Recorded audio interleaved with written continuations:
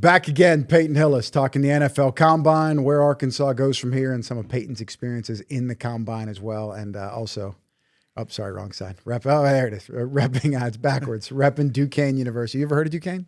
Yeah, I've heard of it, and I've seen it. I know they have a decent basketball team every now and then. That's putting it mildly. It was the only school I can get into. So, yeah, that was. Is that why you're talking them up? I always wanted to go to Penn State. I knew I wasn't going to get in. Didn't have the grades. That was on me. Where are they located? Duquesne is in downtown Pittsburgh. Oh, it makes about sense. 6-7 miles probably from where I grew up. So not. Well, you understand you're at Arkansas now. You don't have to wear that sweatshirt. Yeah, but they made the NCAA tournament a couple years ago, so it made me proud, and I was doing my thing. So I was. I'm happy to wear it. How are you, man? How you been? I'm good. Good. It's been a good week. I thought we were gonna get a lot of rain this week, but we haven't. So apparently it's coming for Friday. Baseball games are in jeopardy. No.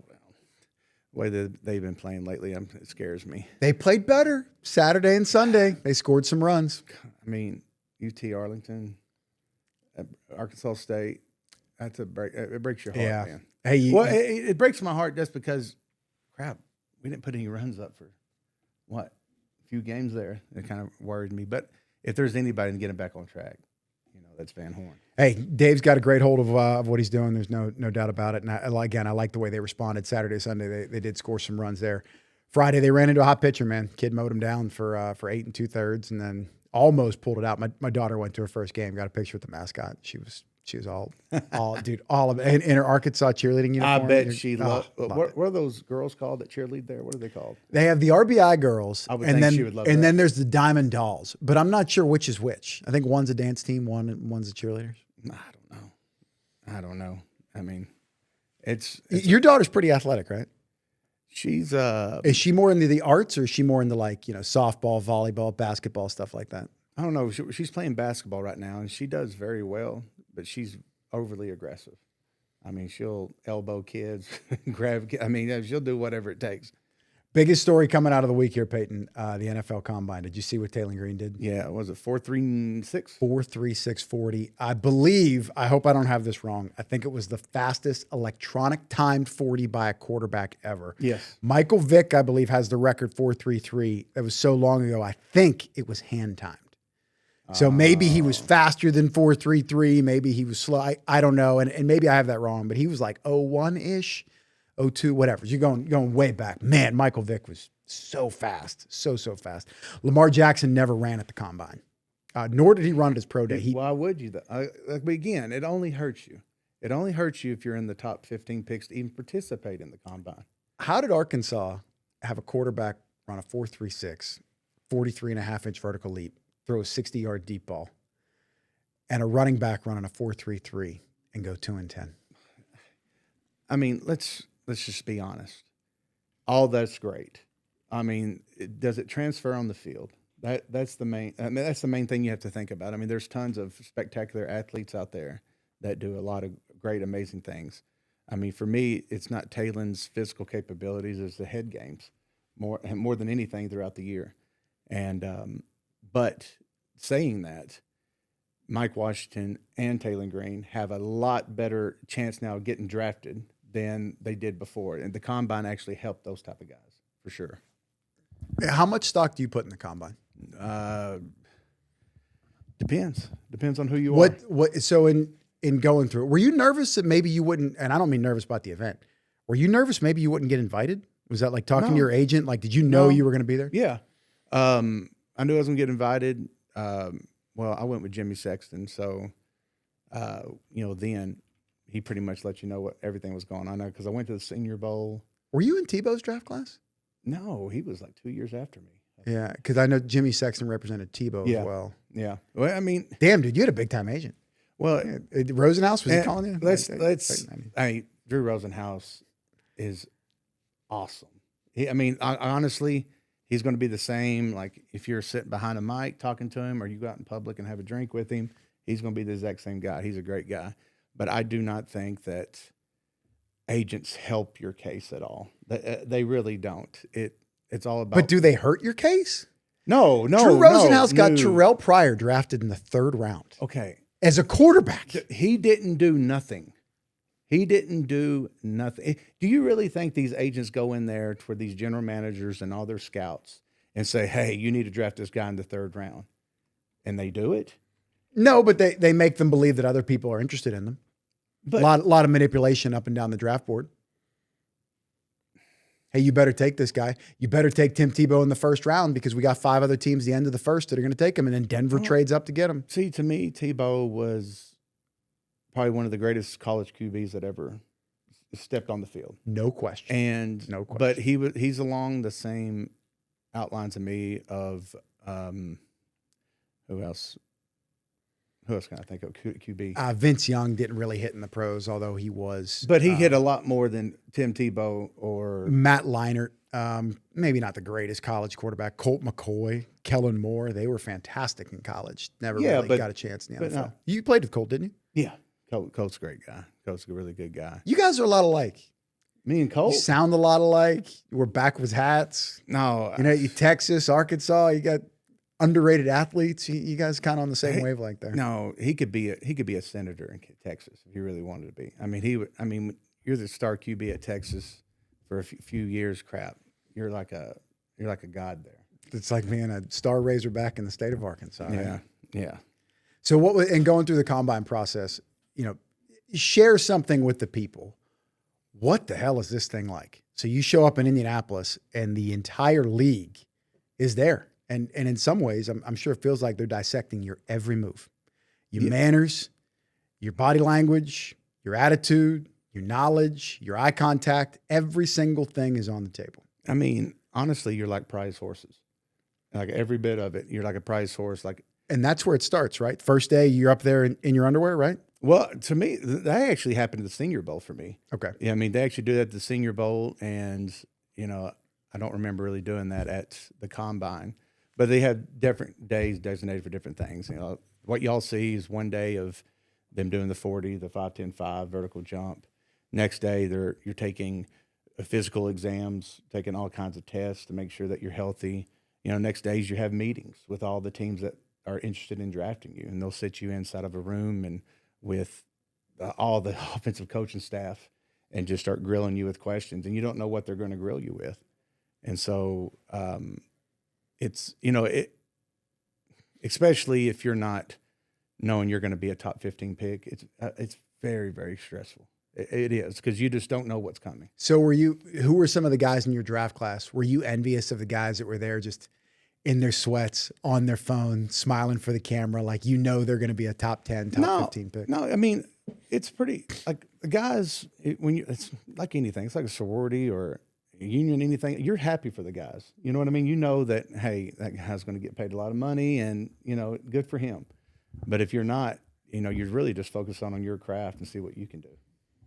What was the hardest part about the whole week for you?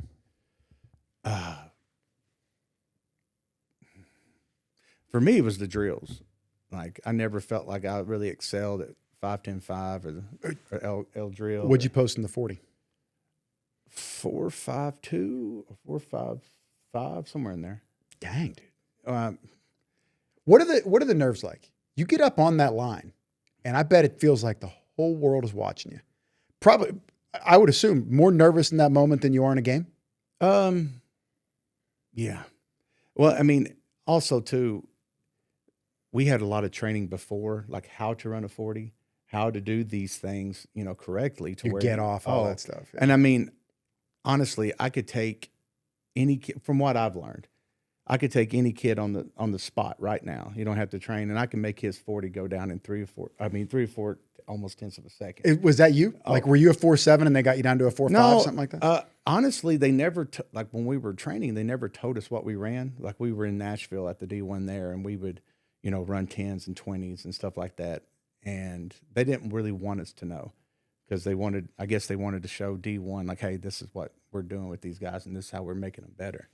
But it was just a lot of unorthodox training to help you, succeed in that realm. It was just basically everything you can do to maximize your bench press, 225 or your 40 and 5, 10, 5, stuff like that. It was no football focus related things at all. Did you get any stupid questions there? Trying to remember.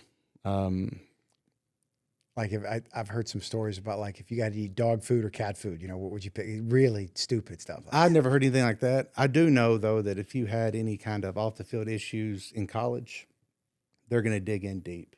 Why did you get a DWI? Where were you at? Were you with women? Or you have a problem with women?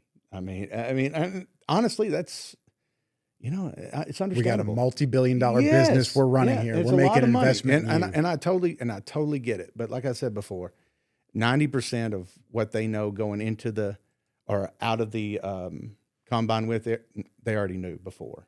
And there's a small number of guys that will move up drastically, and that's a small number. But mostly everybody else stays in that realm. If you're working for an NFL team, what Taylen Green did, does he go from a 6th-round pick to a 4th-round pick? What kind of impact? Again, off the charts, what he did. This is unprecedented kind of stuff. He was that good.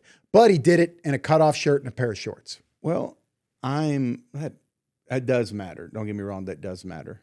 But everybody saw Taylen, what he could do with the ball in his hands and escape the pocket and make guys miss and, outrun guys. So I don't think that's really a problem.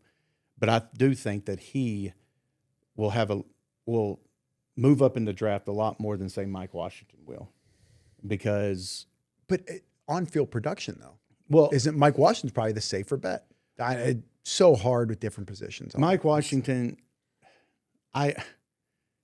honestly, like what you said before, I think he is a 3rd-round pick. I really do. I don't think he's a 1st-round pick. I don't think he can maybe be a potential late 2nd-round pick. Would you take a running back in the 1st round? No. GM Peyton Hillis? No, never. What position did you play in the NFL? Running back. And the reason why I wouldn't is because the times have changed. The running back is not a dominant force on the football field. Now it's a running back by tandem. You're going to have 2 or 3 running backs on a team, so you're not going to. So a couple unicorns out there. Like a Saquon Barkley. Yeah.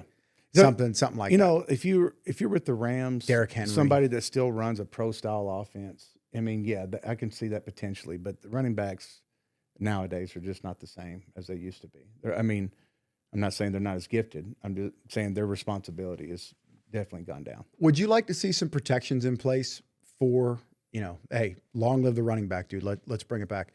Some running backs in the NFL. Here's my idea. I think these guys are getting used and abused, and they're making running backs, young running backs, carry the ball 25, 30 times a game. It's the most physical, violent position in the league. The shelf life is so short. And then they get franchised, and then they lose out on their opportunity to really make some big cash. And I know, woe's me, feeling bad for a guy making $10, $15 million a year. But that's a small percentage. I would like to see the franchise tag be skill position. So, okay, you're going to franchise Peyton Hillis? Well, you got to pay him the wide receiver number. You got to pay him what Justin Jefferson's making. And then all of them would be able to hit the market because ain't nobody going to pay a running back $40 million. Well, the franchise tag really hurts the guys that are like top 2 or 3 at their position in the NFL. Honestly, the pay for franchise tag, even when I played, was like $7, $8, $9 million. You know what I mean? It's if you're a franchise tag wide receiver, you're talking like $35 million. That's what I'm saying. It's not like you don't have. As a running back, you're probably talking like 20. You don't have the security of a multi-year deal, so that kind of worries you. But a receiver, the chances of you getting hurt compared to a running back, that is just, that's way out there. A franchise tag as a running back, that does suck. That does. As quarterback, not really. If you're but when you're looking at Mahomes making $250 million, and you're like, what the hell is this? I get 1 year, $45 million. But I said this 3 years ago. When you pay a guy that kind of money, they do it for a couple of reasons. They do it for, hey, if we're going to pay this money, if the NFLPA is going to make us spend this much on a salary cap, then we're going to give it to the guy that we know is going to be here and is going to produce for us. But when you do that, after a couple of years, you're not going to have the talent to be paying people because you're paying your quarterback all that money. Now look at the Chiefs. They're nothing. Until like what Tom Brady did, he take pay cuts. You got to take pay cuts to get guys on your roster to make you productive. And Tom Brady, there's not a lot as far as the guy on the field and off the field. There's not a lot that he did wrong, and he did a lot, and that's why you see a lot of Super Bowls. He was also, I think he drank the Kool-Aid of the salary cap. And well, Tom, if we pay you a lot of money, we can't pay all these people, Randy Moss and Julian Edelman and Darrelle Revis and Jason and Devin McCourty. You know, Tom Brady was in a position to play the long game, especially from 2004 or 5 on. 21-year career, whatever it was. Yeah, I mean, he knows, like, hey, the more I win, the more money and opportunities are going to come my way. So, yeah, if I can take a pay cut of $5 million to bring Randy Moss on, yeah, I'll do it. I'll do it all day. We're talking about Taylen Green and some of the combine numbers that he put up. You know, Matt Jones had an unbelievable performance. You were in college, right? Yeah. You played with Matt for 1 year? 1 year. So what was your reaction whenever you saw him doing his thing there at the combine? Like, dang, Matt can get paid. You know, I was more frustrated that they didn't let him try to play quarterback. But it was good for him going into the combine that he was going to try it as a receiver. And that kind of hurts Taylen Green's situation because I don't think he's going out as a receiver. So Matt Jones moved up in the draft because at the combine and pro days, he ran routes. People saw his hands. People saw him leaping for ball catching, and Taylen doesn't have that. So it does kind of hurt him if people are looking at him as a receiver. So, you know, when you're in the combine, you want to go out there and be multi-purpose as you can. And so, crap, yeah, I want to be a quarterback, but hey, I'll do receiver stuff too. And so teams look at him like, hey, we can have a quarterback or receiver. He's a multi-guy. Maybe he can move up. You know, he's worth moving up, take a pick on him. Well, and I wonder too if, you know, he's a quarterback now, but what about, you know, a year or two down the line? Clearly I can't be a quarterback anymore. Now all of a sudden receiver doesn't sound so bad. Well, I don't think it really works that way. I don't think that they're going to draft you second, third round, pay you all that money just to move you at receiver, and they don't know how you're going to pan out. I mean, they just have no idea. With Matt, they knew he was a freakishly great athlete, and then he put stuff on paper before the draft to show, hey, he can play receiver, and he did. And you know, if it weren't for a lot of situations, he could have played that position for a lot of years in the NFL. I mean, he could have. He did good when he was there. I mean, when he actually, when Matt went, it seems like he caught touchdowns. Well, it's not just. I mean, he wasn't great, but he was okay. No, but that was just the thing. When Matt decided that he wanted to do something, you couldn't stop him. But him caring to want to do something, you never could tell. And you never could tell if he cared or not. He was. That was just kind of his personality, right? Like I remember hearing a story about him, and you probably, you know, obviously firsthand knowledge. I would assume you still have somewhat of a friendship with him. It's just him. Like he showed up, you know, kind of, you know, Chuck Taylor's kind of dude, pretty chill, real mellow. And you put the pads on, and it was go time. He was a gamer. You know, funny thing about Matt. I mean, everybody liked Matt. I don't think there's anybody that didn't like Matt.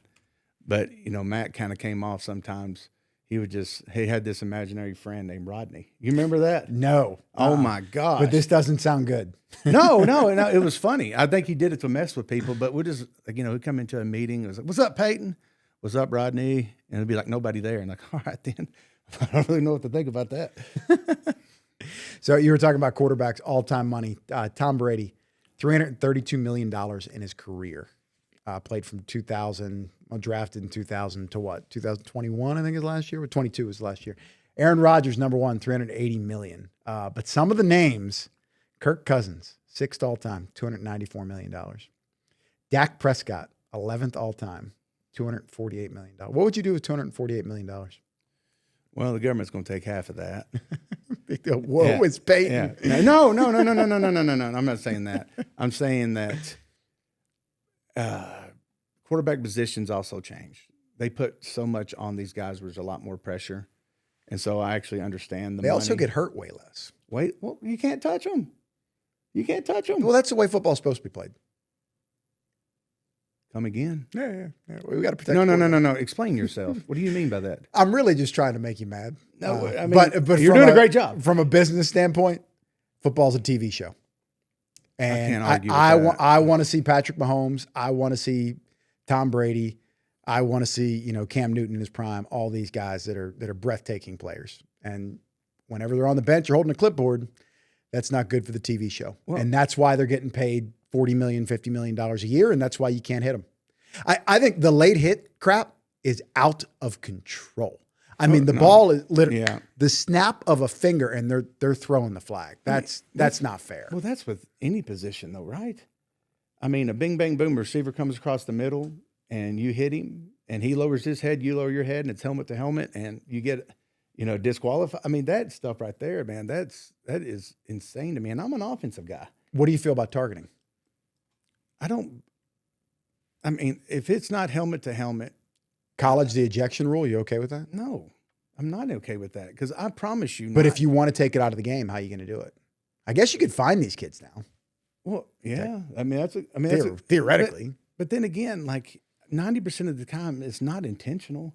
I don't think that these guys are intentionally trying to do this. It is just playing the game. It's fast. You nailed it. The problem with the targeting call is you can't judge intent. And it sucks when you see a guy change levels at the last second. What's a defender supposed to do? Well, he's running full speed. We see these combine numbers, how fast these guys are. What is so it's actually amazing to me, and then also hypocrisy at the same time. But you might as well make it 2-hand touch for the QB. You might as well. It would demolish the game. But literally, that's what it is. I mean, they're trying to make it 2-hand touch. If I live to 100, I could see the NFL being flag football. It might happen. No. The game will go down. So when I was a kid, I feel like the game was marketed as violent. Hits, collisions. Now I think the game is marketed as offense. I mean, you remember when we were growing up, though, they had like the top greatest hits. They would find a guy like $50,000, but they would show it on ESPN like, hey, look at this hit. It was just to sell it. James Harrison, annihilated some people. Was it Josh Cribbs he nearly put in the hospital? Shoot, it was Josh Cribbs. It was Colt McCoy. I mean, I think he knocked out 2 or 3 guys in one game when we played him. And he's a different. Think about his head, where he led with his face mask. He is a bowling ball. He's 6'1", just a man. Strongest dude on the field. Oh gosh, I mean, forget it. Ray Lewis, all of them, not like that. Not like that guy. Not like that guy. I take that guy over anybody. Can't put the bench press on the 50-yard line, Peyton. Come on. No, forget the bench press. I'm talking about if you bring your best running back, whatever, 1-yard line, line him up and go one-on-one. No, he ain't doing it. The crazy thing with James Harrison is how overlooked he was. Like, what's a dude like that doing at Kent State? Well, because he's small. He was small. 6 feet tall, right? Yeah, but playing D-line, DN, outside linebacker, that's, especially in those days, like that don't help you. Yeah, it was Drew Brees, right? Like Drew Brees. Nobody that's thought. A quarterback, though. But that's a little bit different. So prior to Drew Brees, what was the precedent for undersized quarterbacks? Doug Flutie, who had like a hot minute. Well, like you had to be 6'2" or taller. That's just how it was. Back in those days. And now it's different. Kyler Murray's. But Pavia's like 5'9". They're talking about him being a 4th or 5th round draft pick. Today it's all about points, put numbers on the board, not touching the quarterback. Fast-paced offense, which kind of Gus Malzahn kind of brought. We got to get Gus on the show. Yeah, I wonder if he's going to be moving back here now that he's retired. I think he is actually. Why does everybody want to move back here? It's where they're from. But Gus from Fort Smith, right? Yeah, but he coached college. High school. But you're not from here. No, you didn't move back to Conway. I know family certainly. Yeah, but I'm Darren. Well, maybe he has interest in living in Northwest Arkansas. Houston Nuts from Little Rock. He wants to live in Fayetteville. There's not a lot of opportunities anywhere else in Arkansas for jobs. This is where the economy is. Yeah, there's no doubt about that. Cool place to live. Not going to lie. But back in those days in the 90s, even I say up to like 2004 or 5, it was all about, maintaining the clock, running the ball and defense. And now it's not like that. It's not like that at all. So your 40 time, you said in the 4.5s? It was 4.5 something, yeah. We get you on the line now. What are you running? 5.5, 5.6. Dang, son. My knees are. You ever had surgery? No, hamstrings. Yeah, I've had surgery before, but I'm 40 years old. What do you want me to do? What about bench press? Where are you at on that one? On 225? At the combine or now? What'd you do at the combine? 28, 9, somewhere in there. We're gonna Google it. Why, you think I'm lying? We got 26 reps at 225. 26? According to Grok, you got the 26 reps, 225. It could have been. Vertical leap, you know what it was? No, and I don't want to know. 30.5. Oh, heck. I didn't play in the NFL, and I jumped 29. Hey, that's I've never known from my leaping. Broad jump at 9.9. Taylen was 11.2. Short shuttle, 4.24. That sounds good. No, it ain't. That's not good. No. 3 cone 715. I know that ain't good. Hillis is a versatile fullback running back from Arkansas who measured in at 6'1" and 240 pounds. I don't know what that's got to do with anything right now. That was what they said. Oh, look, dude, you got the mohawk going on. They got the picture from you with the from the Giants. Oh, okay. I bet people were digging the mohawk there. 26 reps at 225. So right now, you think you're better or worse? At what? 225 bench. Oh, I could kill that. Really? Well, how? How could you be stronger now than you? I'm not stronger now than I was at 22. No way. Well, no chance. There's something to be said with old man strength. I did 13 reps at 225. I bet right now I do like 4. A man doesn't peak. I mean, I could be wrong here, but I thought that said a man doesn't peak physically, like as far as muscle, like till 35, 30. So the idea is physically you peak developmentally at 25, meaning that's when the clock begins a downward process. However, it's a lot slower for some people. So yes, with nutrition, training, theoretically, you could be in your early 30s and be stronger than you've ever been before. Look at all the strongest people in the world, like the people that do those strongman competitions. They're in their mid 30s, early 40s. I mean, maybe early 30s too, but they're older guys. They're not younger guys. Yeah. Yeah, same thing with the bodybuilders that are just like, they look like aliens and stuff like that. They're Ronnie Coleman, remember him? Of course, if you've seen him now. God love him. It's sad. He can't walk, and he says he wouldn't change a thing. Unreal. That's a lie. Get on YouTube. He said, I would not. I loved it. Would you want to walk again? No. Wouldn't want to do it. Stupid. Wouldn't want to walk again. No, it's overrated. It's overrated. You like seeing? That's just something that stupid people say to that's just stupid. Well, he's got to live the gimmick, right? Well, yeah. His gimmick was, I'm the greatest bodybuilder of all time, so why would I give that up? Well, you don't have to give that up. Just say, crap, I wish I could walk again. I mean, why not tell the truth? Yeah, and I think he's had multiple back surgeries. Actually, a dude I went to high school with, shout out to Derek Sioka, who I'm sure is not watching. He was working with Ronnie for a long time, kind of leading up marketing for his supplement company. I don't even know if it's still around, but Ronnie's a legend. Oh yeah, everybody's in the gym saying, "Yeah, buddy," and lightweight, and taking all of his protein powders and all that stuff. A little bit cheating, though. I mean, oh, you think he was on steroids?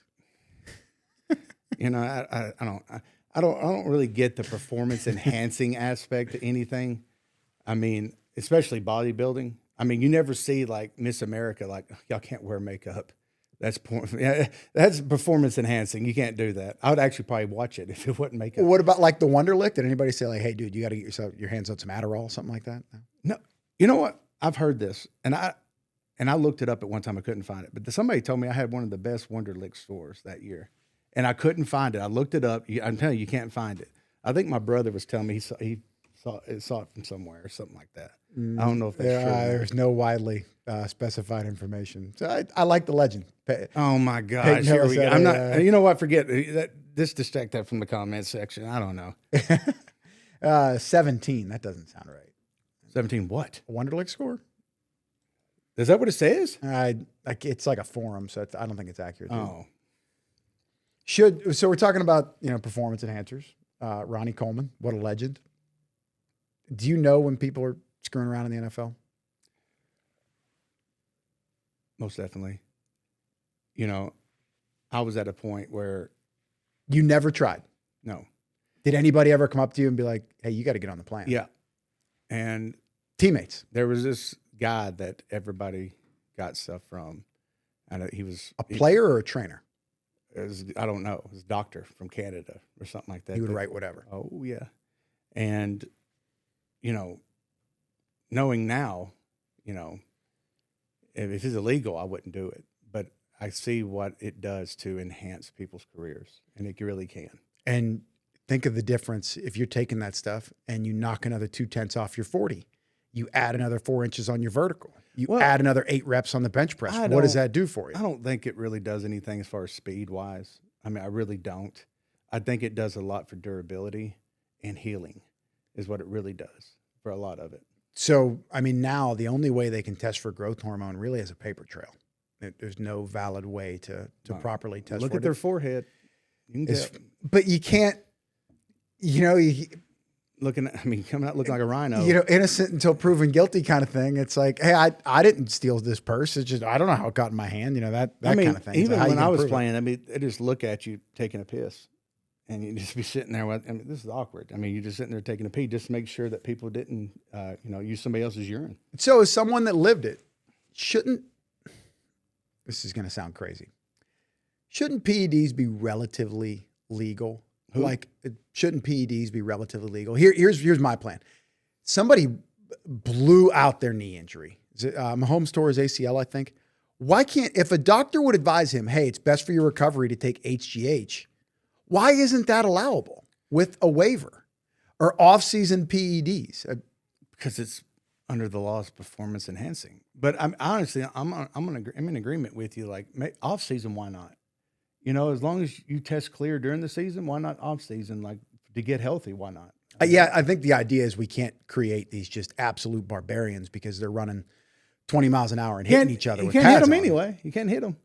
But look what they've done with the kickoff. You know how they've changed the rules there. That's a totally different animal. I understand. It's more exciting. No, I don't think so. Because there's not a lot of you crazy collisions anymore. You played special teams, right? Were you ever the wedge guy? Were you breaking up the wedge? No. I played special teams my last couple of years in the league because I wanted to. I wanted to run down on kickoff. And I remember we played at Washington, and I killed this guy. And I swear, if I could ever find that film, oh, man. That's the only one I was really proud of. Would you call him and apologize? No. It was one of those where you hit him and he did like 4 spins in the air and hit the ground. It was great. Who was the guy for the Raiders that nearly killed somebody? Oh, that was back in the 70s. Jack Tatum, right? Yeah, Jack Tatum. And I think it was a Patriot player, and he wouldn't apologize. He was the first one that wears visors. He would not. He'd be like, I'm sorry he got hurt, but I can't apologize for playing the game hard. That was his stance. Which is understandable, right? Yeah, but if the guy can't walk again. Well, no, I agree, but what are you going to do? Beat yourself up over for what, though, exactly? You know what I mean? You're right. Like you can feel bad, and I understand if you felt bad, and it said... known as the assassin. Oh, he was. Daryl Stingley, he paralyzed him from the neck down, 1970, in a preseason game. Yeah. I had an NFL player, though, one time told me, I was like, hey, can you be careful? Like, this was in regards to tanking. Like, tanking, trying to lose games for draft picks. Oh. And he said, like, it's bullcrap. If anything, it makes us play harder. We don't want them getting good picks and all that stuff. And I'm thinking that we should lose.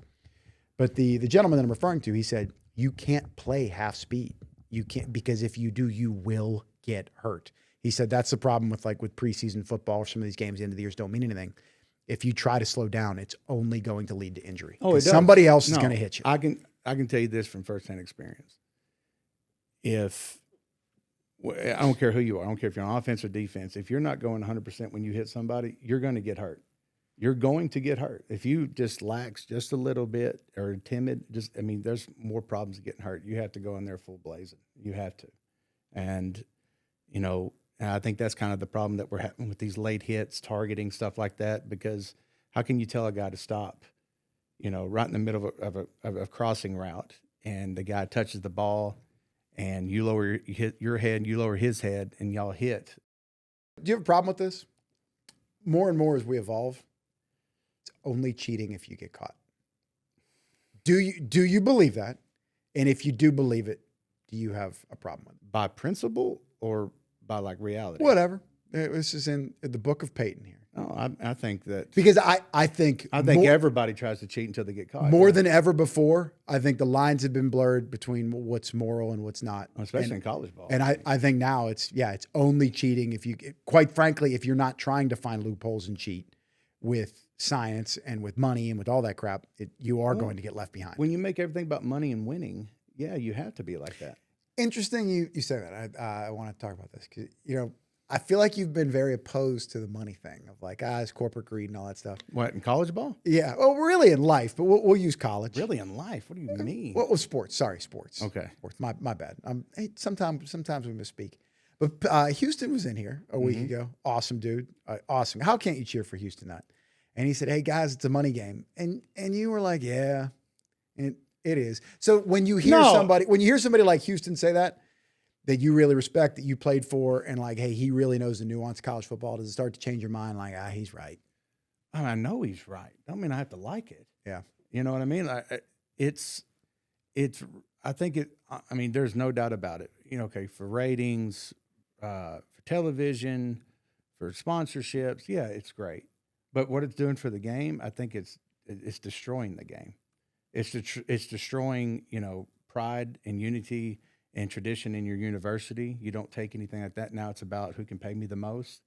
And I think that when I talk to fans like around here too, they feel the exact same way. Because I hear a lot of fans talking about like, man, I used to love watching a guy come in as a freshman and leave as a senior. I would follow his career. That's and a bummer. It is. And when I was in the NFL, we took pride in where we came from. That's why when you see on Monday Night Football, they say, Peyton Hillis, University of Arkansas. I mean, people enjoyed where they come from, or some guys would do high school or something else like that.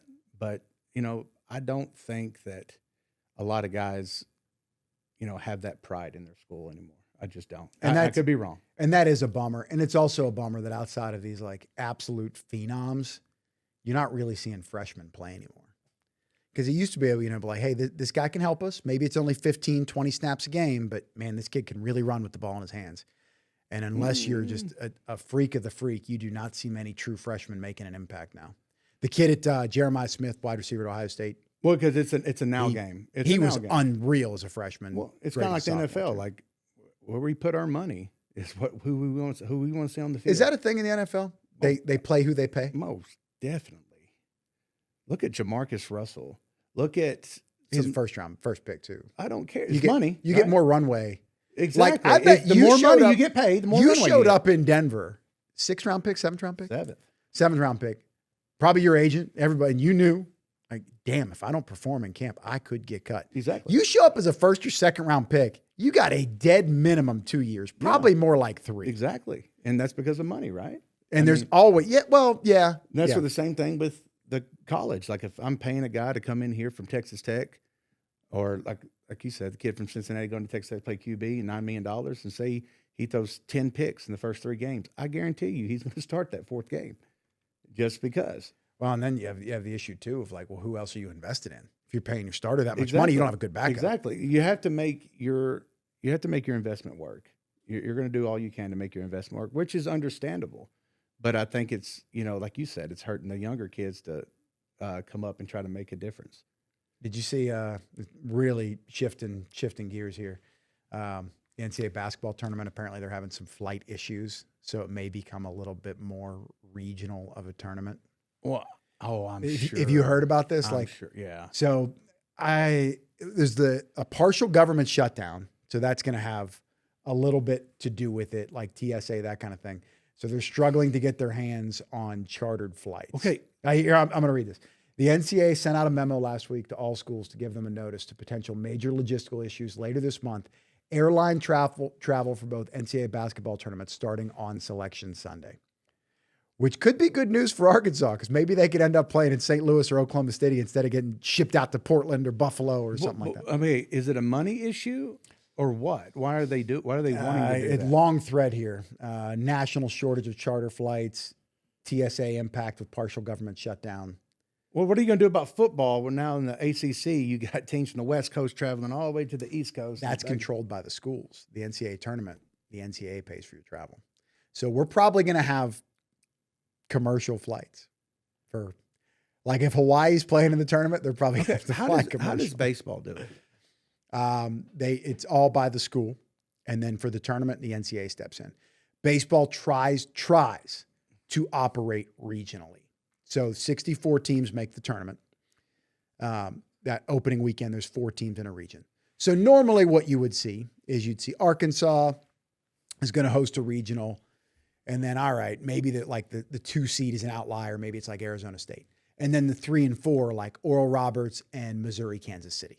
Something kind of like that to try to cut down on travel as much as they can. I don't understand. There's more money in the games now, but people are struggling to pay their bills. Apparently the baseball team lost money last year. Yeah, but look at Arkansas football. Didn't you say that a lot of kids were upset because they're taking these, Spirit Airlines. Yes. They're getting cheap charters with no Wi-Fi and the seats don't recline and stuff like that. So, I mean, They should be mad about that. Well, but why? Why is that happening? Because they don't have money, or they're just trying to skim whenever they can? I mean, that's the question. I think I just speak the truth here, Peyton. Oh, shoot. Don't say that, because I just speak the truth. I can't prove this, but what I think the problem is at Arkansas is... It's not just Arkansas. It's everywhere. I'm sure this is happening I'm going to everywhere. use Arkansas as an example. Uh-huh. I think they're not willing to cut into their profitability. You're kidding. All that means is You're just now coming to that conclusion? If we used to make 20 million, people like you and I say, well, you should be happy if you make 15. And they look at it, bullcrap. We're not losing $5 million. No, you're not losing $5 million. Yes, we are. If we used to make 20 and now we have to start making 15 and 10, then we're losing money. So what are we doing? Nutrition, travel, hotels. That's what we're doing. But at the same time, like that, it makes sense if you're a private business. If you're a Walmart, Amazon, stuff like that, that's understandable. But when you're taking taxpayer dollars and paying your players, and then you don't even know who's footing the bill and who's getting all the money, I mean, that's not... Because there's no way that LSU firing a coach for $50 million, paying Lane Kiffin $85 million, there's no way they're turning the same profit that they used to. So they're content with making a little bit less money. See, I don't think so. I think they're making money. They're making money. I didn't say that. Are they making as much as they used to? Well, like every investment. Because when Joe Burrow was there and throwing 60 touchdowns and they went 15-0 and Coach O is eating gumbo on the sidelines, these guys are thinking... They didn't have to pay those kids. These guys are thinking 5 or 10 years down the road, though. You're not... Any investment you make, you're not going to make money first couple of years, right? You always want to. Everybody wants Insta-fix. Yes, but you look at the long-term investment of it all and what Lane Kiffin's going to bring to that program, especially for the first couple of years. I wish Arkansas thought that way. I think that, like every private business, you have your, let me see, like a small mom and pop store, and you have Amazon. And that's how some of these schools are. I saw this recently. This overlaps with your era. Since 2005, Arkansas is the second losingest program football-wise in the SEC. Vanderbilt's the only one that's worse. Since 2012, Arkansas is last. Fewest wins. Well, I mean, now look at Vanderbilt. In fairness, it's 1 year. It's kind of 2. 7-6.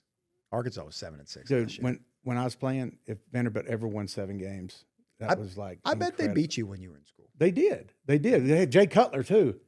You know what I mean? It wasn't like it was nobody. You know what I'm saying? What an arm! Damn. Did you play with him in Denver? Yeah, dude could throw it through a wall. He could. When you played, did you have these NFL report cards? These NFL PA report cards? So they have that now where the players are polled and they get to talk about their travel conditions and their meals. And the Bengals, what are the Bengals worth? Like $4 billion? So this is what they were doing at their team facility. This was last year. They were giving them 1 meal a day. If they want another meal, the players had to pay for it. You're lying to me right now. Google it, dude. The Bengals were making the Patriots. I worked there for all these years. Major sense of controversy. They didn't provide childcare on game days. Okay. Did not provide daycare for players with kids on game day. Hell, I never had that. I didn't have kids then either. You should have daycare. And you shouldn't have to pay for a smoothie. Okay. I'm going to be devil's advocate here. Don't tell me they pay the guys $20 million. No, but I want you to look at this for me. I want you to look up league minimum in 2007 and look at league minimum today. What do you think it is? Oh, a lot higher than I bet in 2007 probably like 300. No, it's like 225. I bet. Somebody seems like they would know. 285. 285 in 2007. Okay. So now we got 26. 885. Oh. So would you rather make 275 and have all your meals for free, or make 800 and something and have to pay for McDonald's every day? You know? I mean, truly. But such is life, right? Like all these really wealthy people and former players at Arkansas and all people who've made millions of dollars in their life. They want to go to a basketball game. They want to go to a football game. They want to go to a baseball game. They want to go to some really cool concert. Did they have to pay for a ticket? No. But the person making $50,000 a year that wants to go see Jelly Roll, they got to cough up. You know, Just such is life. I You mean, get better I treatment. can't argue with that. That's true. Did you get tickets for that concert yet? No, I don't like either one of those guys. Are you kidding me? You'll be there. No, I won't. Guaranteed. Bengals player rips facility after F- food grade. The report also stated the Bengals are one of 2 teams in the NFL that does not offer players 3 meals each day. That's 3 meals? Yes. Yeah. That's I'm nuts. not going to lie, though. That guy can say what he wants, but a lot of guys just skipped out on meals anyway. You know what I mean? Like, Well, especially, hold on now. Especially like when you went on the road and they'll say, okay, breakfast at 7:30 and our first meeting's at 8:15. They're like, okay, breakfast's not mandatory. I'd rather sleep in and go to the 8:15. Cincinnati was the only team in the league that shut down the cafeteria when players had an off day on Tuesday, even though many players come to the facility.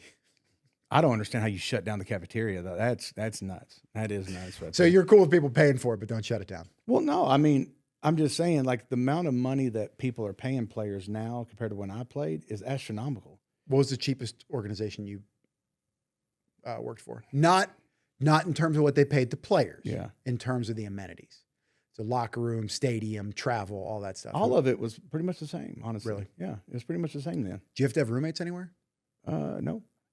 All hotels, you got your own room? No, well, during training camp when you're a rookie. Yeah, you that's had to- kind of yeah. understandable. Yeah. But other than that, no. Did you guys do hotels for training camp or dorms? Hotels. Yeah. I don't know. Well, no, I lied. My year in Kansas City, we went to somewhere up in northern. In Pittsburgh, they do dorms, but they're nice dorms. They're terrible dorms. I mean, the ones we went to were awful. Like Baldwin Wallace or something like that. It was Small college. Yeah, dog. It was awful. You guys are spoiled. No, I'm talking about. people. I'm talking Spoiled. about. You'd rather be at practice than go back to your dorm. Is what I'm saying. It was What, that and bad. when you played in the NFL, still You had to bring your own TV. Like you had to do anything if you're in your room. Like you had to bring everything. Like it's like you're going to college. Yeah. Did they stop 2-a-days when you were in the league? yeah. So no, when no, you no, no, started, no, did they have didn't. it? No, they always had it. They always had it when I was in the league. Well, your last year was 12, 13? No, 14, 15. And you still had Yeah, 2-a-days. Yeah.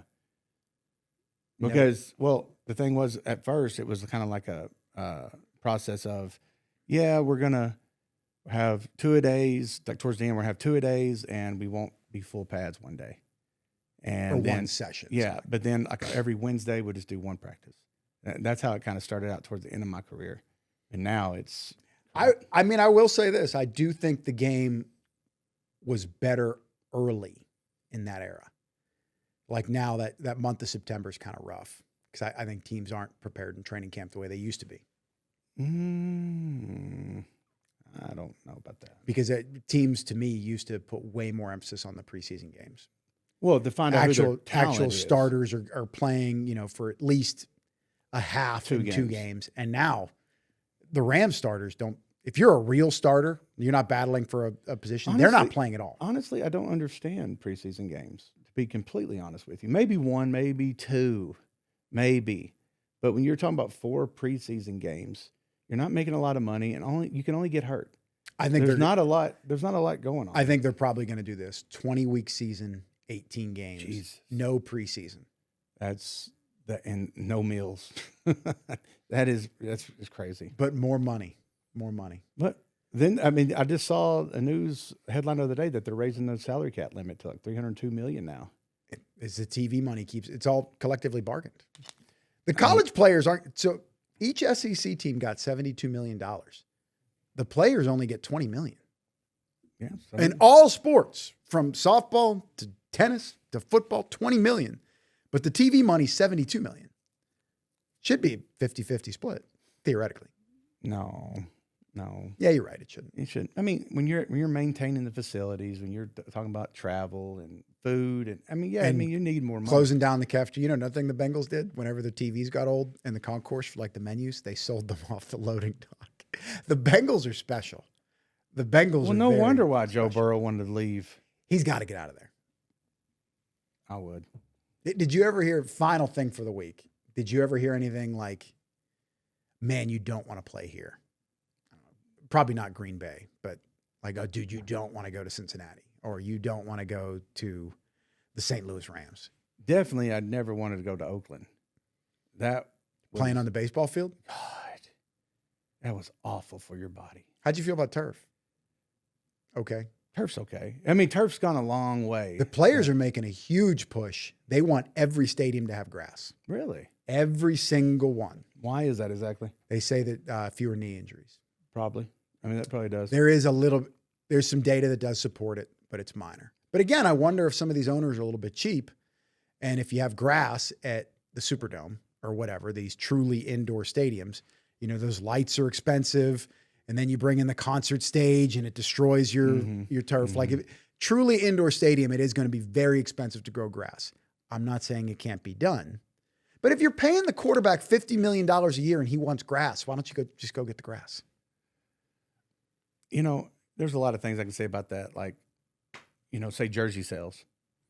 Mahomes probably. What do you get, 1%? God, yeah. Stupid. I think I was like number 2 or 1 even. The Madden year, maybe? Yeah. And I got like, what, 15 grand? Or, something like that. It's stupid stuff.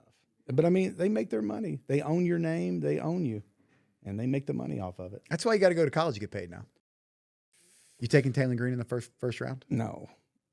I mean, I think he's a head case at the QB position. And there's going to be some offensive he's got about a 2-to-1 touchdown interception ratio. That's really high.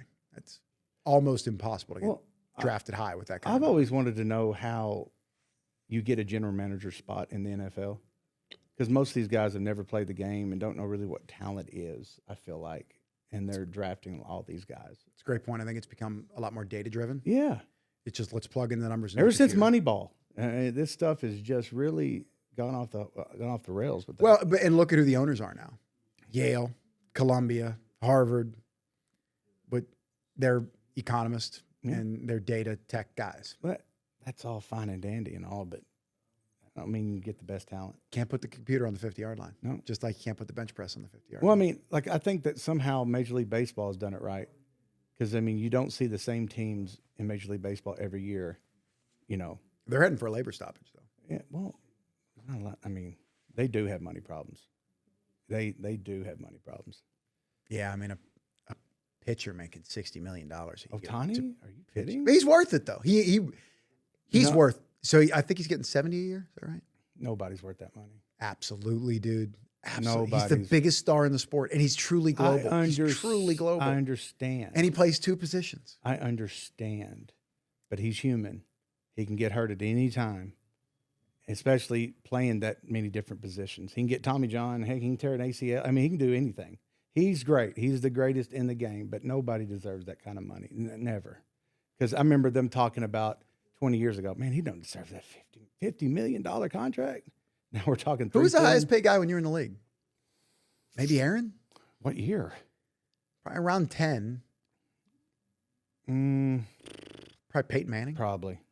When he went to Denver, he got big money. Well, that was what, 13, 14? Something like that. Tough decision, man, for them to cut ties with him, go with Andrew Luck, which I think they did the right thing. You had a generational talent coming through. It was just time to reset it. When did Andrew Luck retire? 18, 19. When did Peyton Manning retire? The 15 season. 15. So 4 years later, probably. Maybe Luck came back for a pandemic year. I don't remember. I think that Peyton Manning had a better shot at winning a Super Bowl at Indianapolis than Andrew Luck did in those years. Come on. They didn't surround Andrew Luck properly. No. They never gave him a line. No, I agree with that. They didn't. And it was just, I think. But when you have Peyton Manning at quarterback, you're probably going to get more guys that come there. But this guy, Andrew Luck, was rated higher coming out of college than Peyton Manning was. That's all great. He was the highest rated since John Elway. That's great.